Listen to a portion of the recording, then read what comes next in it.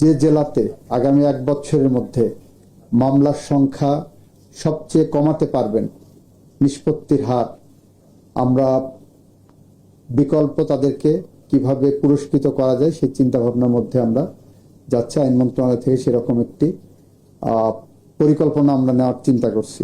বাংলাদেশ জাতীয়তাবাদী দলের সরকারের সুশাসনের প্রতিশ্রুতি। আমরা হয়রানি করতে চাই না, আমরা চাই আইনের শাসন প্রতিষ্ঠা করতে, ন্যায় বিচার প্রতিষ্ঠা করতে এবং সুশাসন প্রতিষ্ঠা করতে। তারই অংশ হিসাবে আগে 16টির সাথে এই ইবেল বন্ড কর্মসূচিতে আমাদের আরো 12টি জেলা সংযুক্ত হলো। এই সংযুক্তিতে আমরা অংশগ্রহণ করতে পেরে আমরা নিজেদেরকে গর্বিত মনে করছি, ধন্য মনে করছি। আমরা বিশ্বাস রাখি আপনাদের সহযোগিতায় আমরা এই কর্মসূচিকে জনগণের দোরগোড়ায় পৌঁছে দিতে পারবো। আমরা কিছু কর্মসূচি হাতে নিয়েছি, যেমন লিগ্যাল এইড কর্মসূচি আমাদের অন্যতম একটি কর্মসূচি। আপনারা এখানে যারা জেলা জজ সাহেবরা আছেন, বারের নেতৃবৃন্দ আছেন, তাদেরকেও বলছি, ইভেন কারা কর্তৃপক্ষ আছেন আপনাদেরকেও বলছি, যদি দেখেন কোনো মামলা কম্পাউন্ডেবল মামলায় কারাগারে কেউ বন্দী আছে, আপনার জেলা লিগ্যাল এইড অফিসের সাথে যোগাযোগ করেন।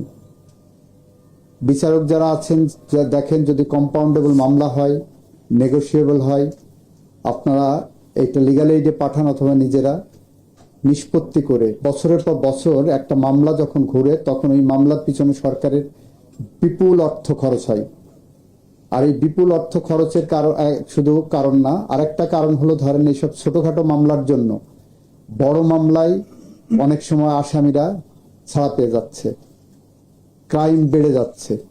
এই জায়গাটা আপনারা যদি একটু জুডিশিয়াল অ্যাক্টিভিজমের মাধ্যমে সহযোগিতা করেন, আমরা বিশ্বাস রাখি বছর ঘুরতে না ঘুরতে এই জুডিশিয়ারিও ঘুরে দাঁড়াবে।